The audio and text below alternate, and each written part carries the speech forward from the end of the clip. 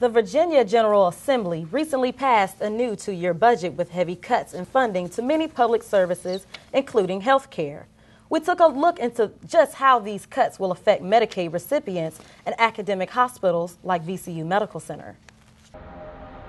When it comes down to balancing the state budget in the midst of a recession, Virginia legislators were faced with two options: raise taxes or cut spending.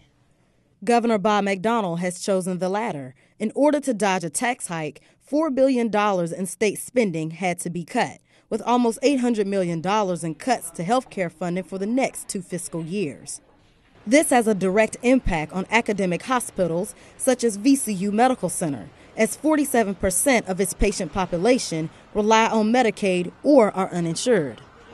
Michael Cassidy, executive director of the Commonwealth Institute for Fiscal Analysis, has been keeping an eye on the situation as it has unfolded. The key thing is that it's a joint effort where every dollar the state spends on this program is matched by federal health care dollars. This means for the next 2 fiscal years, Virginia healthcare will cut funding by not $800 million, but instead $1.6 billion, keeping Medicaid funding for VCU Medical Center at their fiscal year 2010 level. Cheryl Garland, Vice President for Community Outreach for the VCU Health System, knows the challenge reduced state and federal Medicaid reimbursement poses for the VCU Medical Center.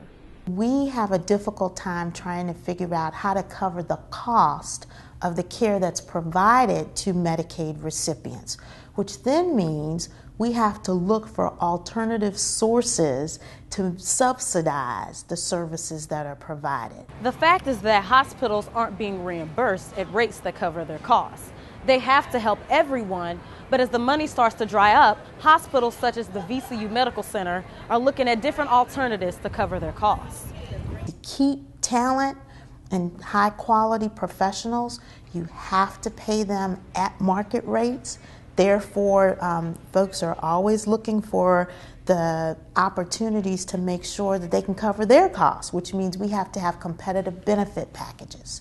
It may seem like a vicious circle, but Cassidy believes people can change this by communicating with lawmakers about the role Medicaid plays in their lives. How it's allowed them to get quality health care when they needed it. An important and necessary role for many families.